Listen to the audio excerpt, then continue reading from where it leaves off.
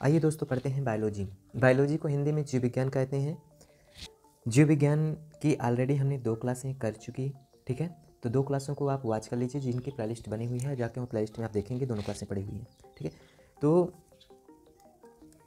Biology में शुरुआत के समय में बताए थे कि सिर्फ जीव विज्ञान में जंतुओं का अध्ययन करते थे, लेकिन जब बाद में धीरे धीरे करके खोज होता गया तो एक भारत के वैज्ञानिक आए, जगदीश चंद्र बोस, ठीक है। तो जगदीश चंद्र बोस ने एक क्रिस्कोग्राफ मशीन के द्वारा पौधों को भी जीवित घोषित कर दिया। तब उस टाइम से हम पौधों को भी बायोलॉजी के अंतर्गत पढ़ने लगे। तो बायोलॉजी को इस टाइम पे एक प्रकार था, अब लेकिन अब 2 प्रकार हो गए बायोलॉजी के। कौन कौन? जूलॉजी और बॉटनी। जूलॉजी में हम एनिमल्स का अध्ययन करते हैं, बॉटनी में प्लांट्स का अध्ययन करते हैं, ठीक है। ये हम पहले बता चुके हैं इंट्रोडक्शन में। जूलॉजी में जो मूविंग कर सकते हैं उनका अध्ययन करते हैं, जो जीव मतलब एक जगह से दूसरी जगह मोशन कर सकते हैं, जिन्हें मोशन पाया जाए, गति पाई जाए, उन्हें क्या कहते हैं? जीव विज्ञान के अंतर्गत, वो जूलॉजी के अंतर्गत अध्ययन करते हैं। जियोलॉजी दूसरा कुछ, ठीक है, वो जियोग्राफी में आप पढ़ेंगे। बायोलॉजी के बाबूजी अरस्तु कहा जाता है, ठीक है। तो जूलॉजी के बाबूजी अरस्तु को ही कहा जाता है, लेकिन बॉटनी के बाबूजी जो हैं वो थियोफ्रेस्टस को माना जाता है। किसको? थियोफ्रेस्टस। सब बता चुके हैं, father of biology, father of botany, father of zoology, सारा बता चुके हैं, ठीक है। तो हम पढ़ रहे थे जूलॉजी में सेल के बारे में, ठीक है। क्या पढ़ रहे थे? सेल के बारे में। जैसा कि आपको स्क्रीन में सेल दिख रही है, ठीक है। ये आपका जंतु सेल है, ये आपका प्लांट सेल है, ठीक है।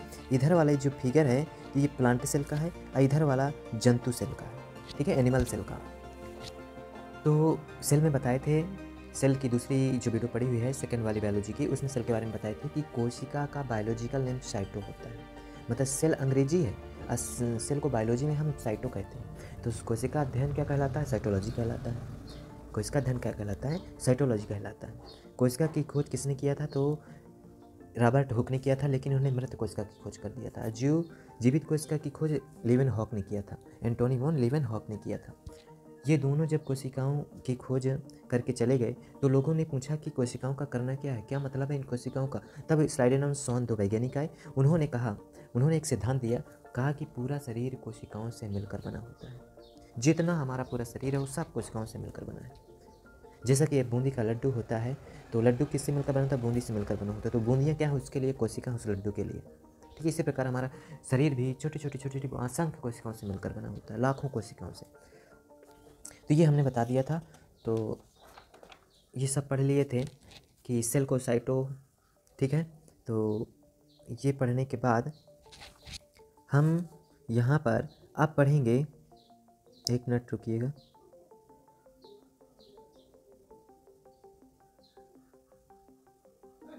चलिए, तो हम पढ़ रहे थे कि सेल के अंदर क्या क्या होता है। तो कोशिका के अंदर बहुत सारी चीज़ें पाई जाती हैं।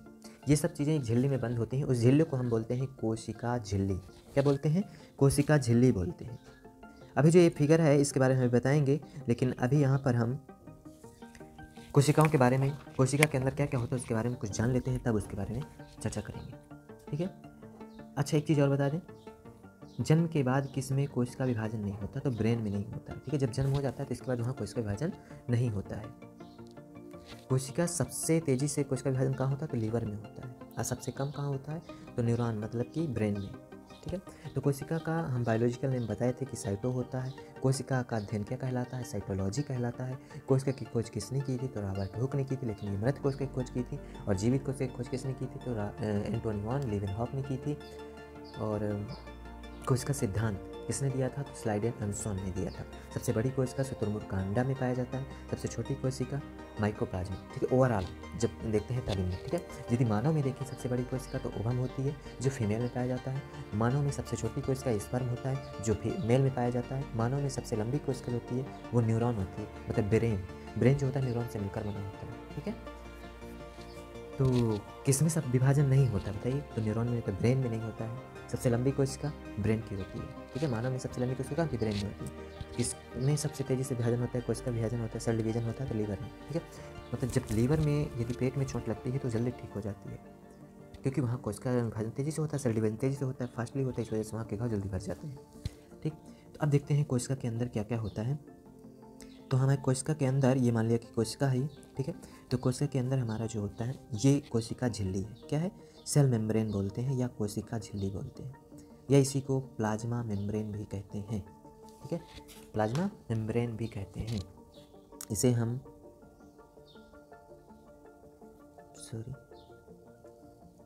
इसी को हम क्या कहते हैं? Plasma membrane. ठीक है, प्लाज्मा मेम्ब्रेन कहते हैं इसी को हम। जो प्लाज्मा मेम्ब्रेन होती है वो प्रोटीन से मिलकर बनी होती है। किससे मिलकर बनी होती है? प्रोटीन से मिलकर बनी होती है। ये एक झिल्ली होती है, ठीक है, ये ऊपर की जो भाग होती है झिल्ली होता है, जिसमें अंदर सभी अंग कोशिका के पैक होते हैं। तो कोशिका झिल्ली को हम सेल मेम्ब्रेन भी कहते हैं और प्लाज्मा मेम्ब्रेन भी कहते हैं, जो कि प्रोटीन से मिलकर बनी होती है। ठीक, अब कोशिका के अंग कोशिका झिल्ली में ही रहते हैं। जो अंदर क्या क्या होते हैं इसके अंदर? इसके अंदर होता है माइटोकॉन्ड्रिया।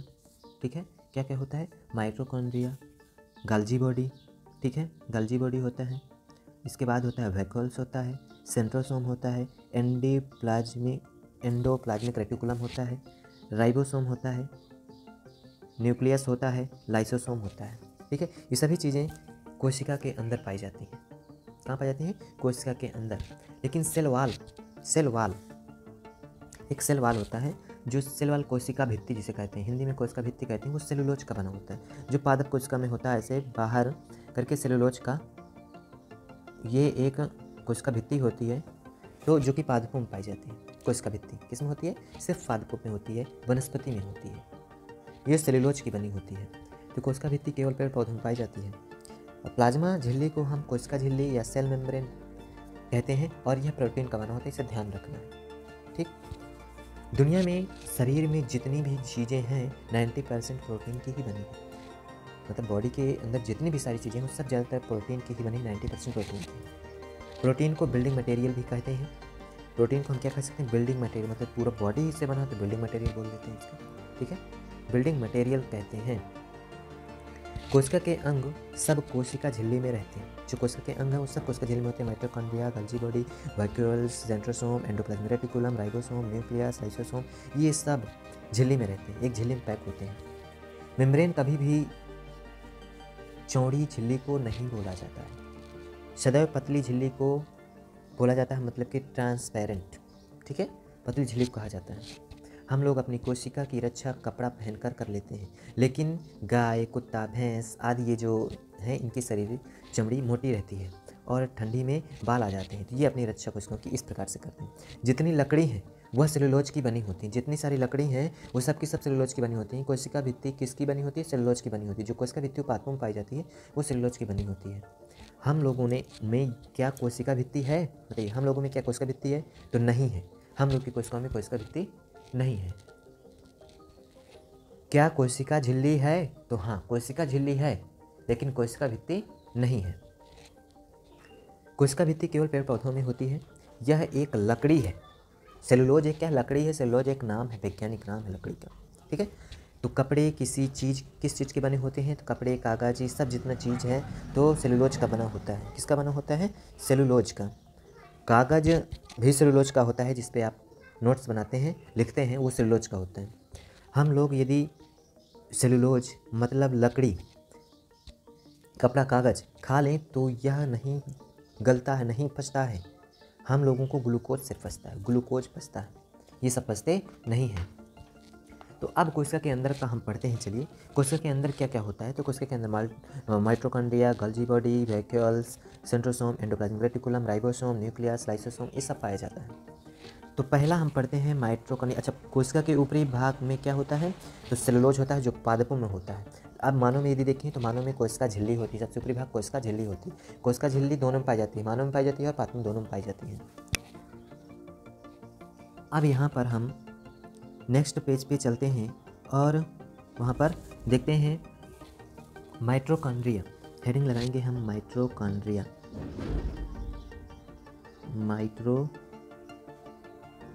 माइटोकॉन्ड्रिया,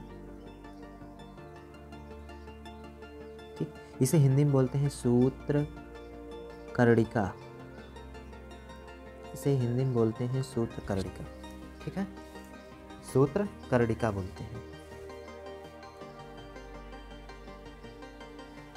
तो कोशिका के अंदर एक छोटा सा अंग होता है ये, जिसे माइटोकॉन्ड्रिया कहते हैं। ये माइटोकॉन्ड्रिया शरीर की हर जगह की कोशिकाओं में पाया जाता है। जितनी कोशिकाएं हैं, हर कोशिका में माइटोकॉन्ड्रिया अवेलेबल होता है। पूरे शरीर में हर जगह होता है। हमारे पूरे शरीर में हर जगह कोशिकाएं हैं, जो कि कोशिकाओं से मिलकर ही हमारा पूरा शरीर बना है। तो हर कोशिका में माइटोकॉन्ड्रिया होता है। ठीक, तो उस कोशिका को ऑक्सीजन की ज़रूरत है। तो अब ऑक्सीजन लेकर कौन जाएगा? तो जैसे नाक पर भी कोशिका है, आँख, गाल पर, आदि अंगों पर, सभी अंगों पर, खून में भी, पूरे शरीर में इतनी कोशिकाएं हैं कि कोई गिन ही नहीं सकता। फेफड़ा जो है, इसको ऑक्सीजन की कोई ज़रूरत नहीं है। फेफड़ा है जो, उसको ऑक्सीजन की कोई ज़रूरत नहीं होती। फेफड़ा एक टंकी है। सिर्फ जिस तरह हमारे घर में छत में टंकी रखा जाता है, टंकी से हम पानी पीने के लिए नहीं जाते हैं, इस टंकी से हर जगह पर सप्लाई, मतलब टोंटी वाला नल दिया जाता है। इसी प्रकार जैसे ऊपर टंकी रखी होती है, हम वहाँ पानी पीने तो जाते नहीं, सप्लाई देते हैं हर जगह। इसी प्रकार हमारे शरीर में फेफड़ा से हर जगह सप्लाई होती है। इससे शरीर का हर पार्ट जुड़ा रहता है। किससे? फेफड़ों से जुड़ा होता है, जिन्हें हम नस कहते हैं। ये नसें जो होती हैं फेफड़े से अटैच होती हैं। तब शरीर में इस टंकी से जाता है खून, फेफड़े से खून जाता है, खून में मिली होती है ऑक्सीजन, तब सबको मिल जाती है ऑक्सीजन। खून के द्वारा ऑक्सीजन हर जगह पहुंच जाती है। तो O2 जो है ब्लड के थ्रू माइटोकॉन्ड्रिया में चला जाता है। माइटोकॉन्ड्रिया ऑक्सीजन ले जाने लाने का काम करता है। तो ब्लड में भी सबसे मेन चीज़ होता है हीमोग्लोबिन। ब्लड में सबसे मेन चीज़ क्या होता है? हीमोग्लोबिन। तो ब्लड में O2 एक्चुअली में हीमोग्लोबिन लेकर जा रहा होता है। शरीर में जहाँ ऑक्सीजन नहीं पहुँचेगा, उस पार्ट में झुनझुनी आदि होगा। जैसे कहीं कहीं जैसे नस हो गई तो कभी कभी आप देखते हो झुनझुनी हो जाती है, पैर में झुनझुनाहट आ जाती है। ठीक है, तो जिस पार्ट में ब्लड नहीं जा रहा होता, ऑक्सीजन नहीं जा रही होती है, तो वहाँ पे झुनझुनी आ जाती है। ब्रेन में O2 नहीं पहुँचेगा तो चक्कर आने लगता है। जब देखेंगे ऑक्सीजन नहीं सही जाती है तो हम क्या होता है? चक्कर आने लगता है। तो शरीर में O2 जाने का क्रम कैसे होता है? तो नाक से ऑक्सीजन जाता है फेफड़ा, फेफड़ा से ब्लड, ब्लड से हीमोग्लोबिन के द्वारा माइटोकॉन्ड्रिया में चला जाता है। तो कोशिकीय श्वसन फेफड़ा नहीं करता है। कोशिकीय श्वसन कौन करता है? तो माइटोकॉन्ड्रिया करता है। कोशिका के अंदर श्वसन कौन करता है? माइटोकॉन्ड्रिया करता है। माइटोकॉन्ड्रिया में साइकिल, मतलब रिएक्शन चलता है, जिसका पता एक क्रेब्स नामक वैज्ञानिक ने लगाया। इस प्रकार इस साइकिल का नाम क्रेब्स साइकिल पड़ गया। तो माइटोकॉन्ड्रिया में एक साइकिल चलता है जिसका पता क्रेब्स वैज्ञानिक ने लगाया था। उस साइकिल का नाम ही रख दिया था क्रेब्स साइकिल। ठीक है, क्रेब्स साइकिल चलाने में इन्हें O2 की ज़रूरत है। और क्रेब्स साइकिल जो चलता है तो ये 38 ATP, जब क्रेब्स साइकिल चलता है तो ये क्या करता है? 38 ATP का निर्माण कर लेता है। और 38 ATP एक ग्लूकोज बनाता है। ATP का मतलब है एडोनेसिन ट्राइफास्फेट, एडोनेसिन ट्राइफास्फेट, एडोनेसिन ट्राइफास्फेट, एडोनेसिन ट्राइफास्फेट। ठीक है, तो 38 ATP मिल करके एक ग्लूकोज बना देता है। इसलिए इसी ग्लूकोज से हमें एनर्जी मिलती है। तो एक ग्लूकोज बना देता है। ठीक है, 38 ATP मिल करके एक ग्लूकोज बना देता है। इसी ग्लूकोज से हमें क्या मिलती है? एनर्जी मिलती है। तो कहाँ चलता है? माइटोकॉन्ड्रिया में चलता है। क्या चलता है? क्रेब्स साइकिल चलता है, जिसका पता क्रेब्स वैज्ञानिक ने लगाया था। और यह क्रेब्स साइकिल जब चलता है तो उस टाइम पे 38 ATP का निर्माण करता है, जो 38 ATP एक ग्लूकोज के बराबर होता है, एडोनेसिन ट्राइफास्फेट। तो ये जो है धीरे धीरे करके हमें एनर्जी देता है। एक ग्लूकोज बनाता है, फिर 2 ग्लूकोज, इसी प्रकार निर्माण होता रहता है और साइकिल चलता रहता है और हमें ग्लूकोज एनर्जी मिलती रहती है। ठीक है, तो कोशिका का पावर हाउस किसे कहते हैं? तो माइटोकॉन्ड्रिया कहते हैं। ठीक है, तो कोशिका का पावर हाउस किसे कहा जाता है? तो माइटोकॉन्ड्रिया कहा जाता है। मतलब ऊर्जा का पावर हाउस कहते हैं इसे। क्या कहते हैं? ऊर्जा का पावर हाउस, क्योंकि यही ऊर्जा बनती है, यहीं से हमें एनर्जी मिलती है। किसी भी चीज़ की 2 दीवार होती हैं। किसी भी चीज़ की होती हैं 2 दीवार होती हैं, अंदर व बाहर। ठीक है, एक अंदर से होती है, एक बाहर से। ठीक है, तो अंदर वाले तल को हम कहते हैं क्रिस्टी। क्या कहते हैं? क्रिस्टी। क्या कहते हैं? क्रिस्टी। सृष्टि नहीं, सृष्टि ब्रह्मांड कहा जाता है। ठीक है, सृष्टि ब्रह्मांड हो जाए, क्रिस्टी कहते हैं। क्या कहते हैं? क्रिस्टी। क्या कहते हैं? क्रिस्टी। किसी भी चीज़ की 2 दीवार होती हैं, अंदर व बाहर। तो अंदर की दीवार को लोग साफ रखता है तो क्रिस्टी, तो अंदर की दीवार को क्रिस्टी कहते हैं। जो क्रिस्टी है माइटोकॉन्ड्रिया के आंतरिक दीवारों को कहा जाता है। ठीक है, जो माइटोकॉन्ड्रिया के अंदर की दीवार है वो कहा जाता है क्रिस्टी कहा जाता है। क्रेब्स साइकिल कहाँ चलता है? तो माइटोकॉन्ड्रिया में चलता है। बताइए क्रेब्स साइकिल कहाँ चलता है? माइटोकॉन्ड्रिया में चलता है। पूरे शरीर में हर जगह माइटोकॉन्ड्रिया है, ये तो जान गए। हर जगह कोशिका तो हर जगह माइटोकॉन्ड्रिया अवेलेबल होगा। हर जगह ऊर्जा बन रही होती है, पूरे शरीर में हर जगह माइटोकॉन्ड्रिया तो हर जगह ऊर्जा भी तो बन रही होती है। ऊर्जा हर जगह बनती है तो यह ऊर्जा का ट्रांसफ़र होना भी ज़रूरी है। जब हर जगह ऊर्जा बनेगी तो ऊर्जा का ट्रांसफ़र होना भी तो ज़रूरी है। तो हमारे शरीर का जो अंग जिस समय कार्य करता है उस समय हमें उस अंग को ऊर्जा की ज़रूरत होती है। तो ऊर्जा का ट्रांसफिकेशन कौन करता है? तो गाल्जी बॉडी करता है। कौन करता है? ऊर्जा का ट्रांसफिकेशन कौन करता है? गाल्जी बॉडी करता है। इसकी खोज कैमिलो गॉल्जी ने की थी। किसने की थी? कैमिलो गॉल्जी ने की थी। गाल्जी बॉडी की खोज किसने की थी? कैमिलो गॉल्जी ने की थी। हमारे हर जगह पूरे शरीर में ऊर्जा बन रही होती है तो ऊर्जा का ट्रांसफिकेशन करना भी तो जरूरी है। जिस समय जिस अंग को ऊर्जा की जरूरत होती है वहाँ पे ऊर्जा पहुँचाना जरूरी है। ट्रांसफ़र कौन करता है? तो गॉल्जी बॉडी करता है। तो गॉल्जी बॉडी की खोज किसने की थी? तो कैमिलो गॉल्जी ने की थी। हमारे शरीर में 65% जल है, बट यह डायरेक्ट पानी में के फॉर्म में नहीं है। जो हमारे बॉडी में 65% जल है वो डायरेक्ट पानी के फॉर्म में नहीं है। तो यह पानी मेनली स्टोर रखता है। ठीक है, तो कहाँ स्टोर रहता है ये पानी? तो वैक्यूल्स में स्टोर रहता है। कहाँ रहता है? वैक्यूल्स में। दूसरा भी हमने जो पढ़ा था, क्रिस्टी माइटोकॉन्ड्रिया की आंतरिक दीवारें हैं। ठीक है, गाल्जी बॉडी, गाल्जी बॉडी, गाल्जी बॉडी, इसकी खोज कैमिलो गॉल्जी ने की थी। किसने की थी? Camillo Golgi. ये ऊर्जा ट्रांसफिकेशन का काम करता है। ठीक है, कैमिलो गॉल्जी ऊर्जा ट्रांसफिकेशन का काम करता है। तो यहाँ पर अब हम वैक्यूल्स आता है, अगला वैक्यूल्स आता है। तो वैक्यूल जो होता है ये पानी स्टोर रखता है। ठीक है, इसे हम हिंदी में रसधानी कहते हैं। तीसरा नंबर जो है वैक्यूल्स, वैक्यूल्स। ठीक है, ये रसधानी इसे बोलते हैं, हिंदी में रसधानी बोलते हैं। ये पानी को स्टोर रखता है। हमारे शरीर में असंख्य कोशिकाएं हैं, इन सब के पास वैक्यूल्स हैं। शरीर में हर जगह पर जाकर छोटा छोटा करके यहीं जाकर पानी स्टोर रहता है। थोड़ा थोड़ा करके छोटे छोटे जगह हर जगह पानी स्टोर रहता है। इसीलिए हमारे शरीर से पसीना आता है, यही पानी है रहता है। ठीक है, यहीं से पसीना आता है। शरीर में कितना % पानी है? तो 65% पानी है। अगर आपके शरीर में 1% पानी की कमी हो जाती है या हो गई तो आपको प्यास लगने लगती है। शरीर में यदि 10% पानी की कमी हो गई तो आप डिहाइड्रेशन से मर जाते हैं। वैक्यूल्स का मेन काम क्या है? पानी स्टोर रखना। यही पानी है पसीना आता है, क्योंकि हर जगह छोटा छोटा करके जगह में पानी स्टोर रहता है। वैक्यूल्स को हिंदी में क्या कहते हैं? तो रसधानी कहते हैं। गाल्जी बॉडी का मेन काम क्या होता है? तो ऊर्जा परिवहन होता है, मतलब ऊर्जा ट्रांसफिकेशन, एनर्जी ट्रांसफिकेशन का काम करता है। इसकी खोज किसने की थी? तो कैमिलो गॉल्जी ने की थी। एटीपी का निर्माण कौन करता है? तो माइटोकॉन्ड्रिया करता है। किस साइकिल के द्वारा करता है? तो क्रेब्स साइकिल के द्वारा करता है। आंतरिक श्वसन का काम कौन करता है? तो माइटोकॉन्ड्रिया करता है। माइटोकॉन्ड्रिया की आंतरिक दीवारों को क्रिस्टी कहते हैं। वैक्यूल्स जो हैं या मानव में पाए जाएंगे या पेड़ पौधों में। बताइए वैक्यूल्स जो हैं ये मानव में पाए जाएंगे या पेड़ पौधों में पाए जाएंगे? दोनों में पाए जाएंगे। पेड़ पौधों में वैक्यूल्स बड़ा होता है क्योंकि इनका मुख्य चीज़ होता है पानी। पौधों को पानी की तो जरूरत होती है, इसलिए उनका वैक्यूल्स होते हैं बड़े होते हैं, लार्ज होते हैं। लेकिन मानव में स्मॉल होता है। वैक्यूल्स की मात्रा किस में ज़्यादा होती है? तो पेड़ पौधों में ज़्यादा होती है। वैक्यूल्स की जो मात्रा है पेड़ पौधों में ज़्यादा होती है। सेंट्रोसोम अब आता है वैक्यूल्स के बाद सेंट्रोसोम आता है। ठीक, वैक्यूल्स के बाद सेंट्रोसोम आता है। सेल डिवीजन, ये क्या करता है? सेल डिवीजन करता है, कोशिका विभाजन करता है। इसका काम होता है कोशिका विभाजन करना। बायोलॉजी में विभाजन का मतलब तोड़ना नहीं होता, मतलब यह होता है कि उसी जैसे टूटकर अपना पुनर्निर्माण करना। बायोलॉजी में विभाजन का मतलब अलग अलग होना नहीं होता, टूटकर अलग अलग होना। ठीक है, तोड़ना मतलब नहीं, उसका मतलब है कि उसी के जैसे और हो जाने, बन जाने, फोटोकॉपी हो जाना। ठीक है, तो रिप्रोडक्टिव सिस्टम भी एक प्रकार का सेल डिवीजन है।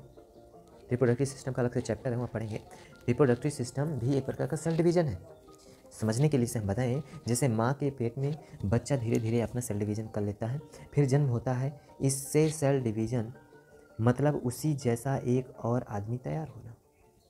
मतलब अभी हम अपने माता पिता के जैसा हो गए हैं।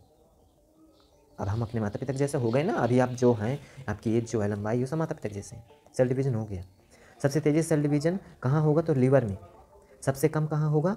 तो ब्रेन में वहाँ होता ही नहीं है, पर्सनली वहाँ होता ही नहीं है। सेल डिवीज़न ब्रेन में होता ही नहीं है। जिसमें सेल डिवीज़न तेज़ी से होगा उसके घाव जल्दी भर जाते हैं। कहीं चोट लगी तो जल्दी ठीक हो जाता है। जिस व्यक्ति को शुगर होगा उसके घाव भरने में थोड़ा ज़्यादा समय लगता है। इसलिए डॉक्टर आपका ऑपरेशन करने से पहले आपका क्या चेक करता है? शुगर चेक करता है। जिस व्यक्ति को शुगर होगा उसके घाव भरने में ज़्यादा समय लगता है, इसलिए डॉक्टर जो है शुगर जरूर चेक करता है। किसी व्यक्ति में ये सेंट्रोसोम बहुत कमज़ोर होता है, मतलब कि कोशिका का विभाजन कम होता है, तेज़ी से नहीं होता है। ठीक है। सेल डिवीज़न यदि ज़रूरत से ज़्यादा होगा तो कैंसर हो जाएगा। सेल डिवीज़न यदि ज़रूरत से ज़्यादा हो गया तो कैंसर हो जाएगा। जहाँ 100 कोशिकाएँ बनानी थी वहाँ वो 150 बना देगा, चल जाएगा। 200 400 बना देगा तो फिर क्या होगा? कैंसर हो जाएगा। यदि उस व्यक्ति के कहीं कट पिट जाए, घाव हो जाए तो शुगर जल्दी सही ही नहीं होता। जो छोटे बच्चे होते हैं उनमें ये सेंट्रोसोम सबसे तेज़ी से होता है, मतलब उनमें सेंट्रोसोम एक्टिव होते हैं।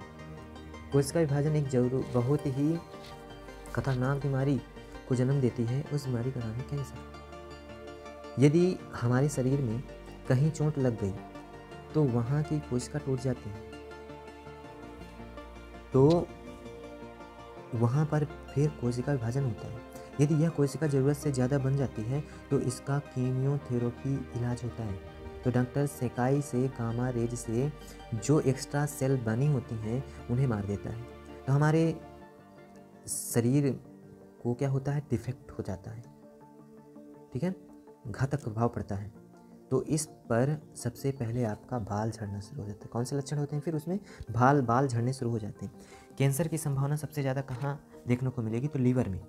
कैंसर की सबसे कम संभावना कहाँ देखने को मिलेगी? ब्रेन में।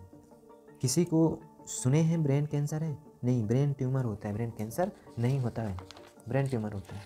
ब्रेन किसका बना होता है? तो न्यूरॉन का बना होता है। ब्रेन में 2 टाइप के सेल पाए जाते हैं, एक होता है न्यूरॉन और एक होता है गिलियल। ब्रेन में 2 टाइप के सेल होते हैं। ब्रेन में 2 टाइप के सेल होते हैं, एक होता है न्यूरॉन, एक होता है गिलियल। ये 10% होते हैं, ये 90%। ठीक है। तो हमारा ब्रेन जो होता है 90% न्यूरॉन का बना होता है और 10% गिलियल का बना होता है, गिलियल सेलों का बना होता है। तो इस न्यूरॉन में सेंट्रोसोम नहीं पाया जाता है, इसलिए हमारा ब्रेन कोशिका विभाजन नहीं करता है, इसीलिए कैंसर से मुक्त रहता है। गिलियल सेल में सेंट्रोसोम होता है। इसमें यदि ज़रूरत से ज़्यादा कोशिका विभाजन हो गया तो शुरुआती स्टेज को कहते हैं ट्यूमर। तो यह ब्रेन ट्यूमर ही जान ले लेता है, मृत्यु हो जाती है इसी ब्रेन ट्यूमर की वजह से। एंडोप्लाज्मिक रेटिकुलम आता है इसके बाद। तो आप पढ़ेंगे ऊर्जा परिवहन कौन करता है? तो गोल्जी बॉडी करता है। गोल्जी बॉडी खोज किसने की थी? कैमिलो गोल्जी ने की थी। ऊर्जा निर्माण कौन करता है? माइटोकॉन्ड्रिया करता है। कोशिकीय शोषण कौन करता है? माइटोकॉन्ड्रिया करता है। क्रेब्स साइकिल कहाँ चलता है? माइटोकॉन्ड्रिया में चलता है। क्रेब्स साइकिल की खोज किसने की? क्रेब्स वैज्ञानिक ने की। क्रेब्स साइकिल के द्वारा क्या निर्माण होता है? आर्टिस एटीपी निर्माण होता है। आर्टिस एटीपी एक ग्लूकोज के बराबर होता है जिससे हमें एनर्जी मिलती है। व्हीकल्स का काम क्या होता है? पानी स्टोर रखना। सेल डिवीज़न कौन करता है? सेंट्रोसोम करता है। ठीक है। इसके बाद आता है आपका आता है एंडोप्लाज्मिक रेटिकुलम। एंडोप्लाज्मिक रेटिकुलम इसे हिंदी में कहते हैं अंतःप्रदव्य जालिका। हिंदी में कहते हैं अंतःप्रदव्य जालिका। ठीक। Endoplasmic reticulum, endoplasmic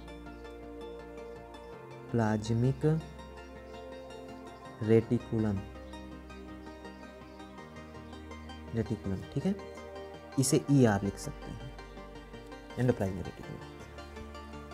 endoplasmic reticulum कोशिका को फैला रखता है, मतलब कि पचकने नहीं देता है कि ऐसे आपकी कोशिका तक पचक जाए। ये क्या होता है? कंकाल होता है। कोशिका को पचकने से क्या होता है? रोकता है। कोशिका के अंदर सब चीज़ें जो होती हैं, ये जितनी भी चीज़ें होती हैं कोशिका के अंदर, इन सबको क्या करता है? बचा रखता है। यदि पचक जाएगा तो सब क्या होंगे? मर जाएंगे। जैसे कमरा को पचकने से दीवार, पिलर, ये सब क्या होते हैं? रोकते हैं। इसी प्रकार ये कोशिका का क्या होता है? कंकाल होता है, पिलर होता है। पूरे कोशिका का पिलर कौन होता है? तो एंडोप्लाज्मिक रेटिकुलम होता है। अगर एंडोप्लाज्मिक रेटिकुलम को हटा देंगे तो कोशिका एक गुब्बारा की तरह हो जाएगा जिसका कोई शेप साइज नहीं रहेगा। यदि गुब्बारे में पानी भर कर रख देते हैं तो क्या वह सीधा खड़ा रहता है? नहीं। तब हमारे शरीर में पिलर लगाया गया, यह एंडोप्लाज्मिक रेटिकुलम एक पिलर का काम करता है, कंकाल का काम करता है, ठीक, जिसे हमारा पूरा शरीर है 206 हड्डियों से मिलकर बना होता है। ये पूरा क्या होता है? कंकाल होता है, जिसे हमारा पूरा शरीर क्या होता है? खड़ा होता है। जैसे पेट देखें तो पेट किसी किसी का निकला होता है, क्योंकि पेट में हड्डी नहीं होती। जिस तरह से हमारे शरीर को पचकने से हमारा कंकाल रोकता है, उसी तरह कोशिका को पचकने से कौन रोकता है? तो एंडोप्लाज्मिक रेटिकुलम रोकता है। कोशिका को पचकने से रोकने का काम करता है एंडोप्लाज्मिक रेटिकुलम।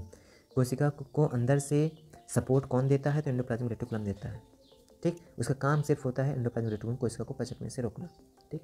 तो विभाजन कौन करता है? कोशिका विभाजन सेंट्रोसोम। पानी स्टोर वैक्यूल्स। ऊर्जा परिवहन गोल्गी बॉडी। ऊर्जा निर्माण माइटोकॉन्ड्रिया। कोशिका का कंकाल किसे कहा जाता है? एंडोप्लाज्मिक रेटिकुलम को, ठीक।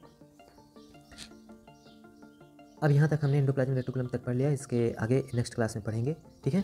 तो आइए चलिए एक बार यहाँ पर हम जो पढ़ रहे थे उसे क्या करें, एक बार देख लेते हैं, ठीक।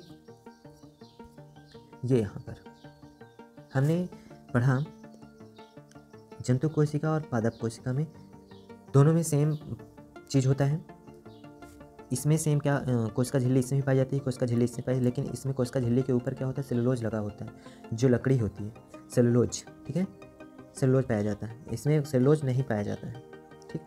ये माइटोकॉन्ड्रिया इसमें भी होता है और माइटोकॉन्ड्रिया इसमें भी होता है, ठीक है, पादप में भी होता है।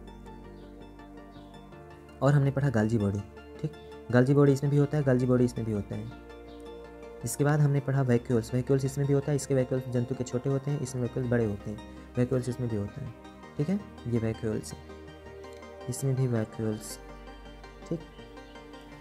और ये वैक्यूल्स पूरा है, तो ये हमारा वैक्यूल्स ये है, ठीक है। और वैक्यूल्स के बाद हमने पढ़ा सेंट्रोसोम। सेंट्रोसोम, तो सेंट्रोसोम का काम होता है सेल डिवीजन करना, कोशिका विभाजन करना, ठीक है। इसमें भी सेंट्रोसोम होता है, सेंट्रोसोम इस पर भी होता है, कोशिका विभाजन होता है, लेकिन इसका जो कोशिका विभाजन होता है एक के ऊपर एक के ऊपर एक ऐसे विभाजित होता जाता है, ठीक है। और हमने ये पढ़ लिया सेल मेम्ब्रेन, ऊपरी परत को हम सेल मेम्ब्रेन कहते हैं या प्लाज्मा मेम्ब्रेन कहते हैं, ठीक है। सेल वाल कहते हैं, सेल वाल कोशिका भित्ति सिर्फ होती है, उस कोशिका भित्ति होती है पादपों में, ठीक है। ये हमने पढ़ लिया, ठीक। चलिए तो अगली क्लास नेक्स्ट वीडियो में करेंगे। ओके, थैंक यू, जय हिंद, जय भारत।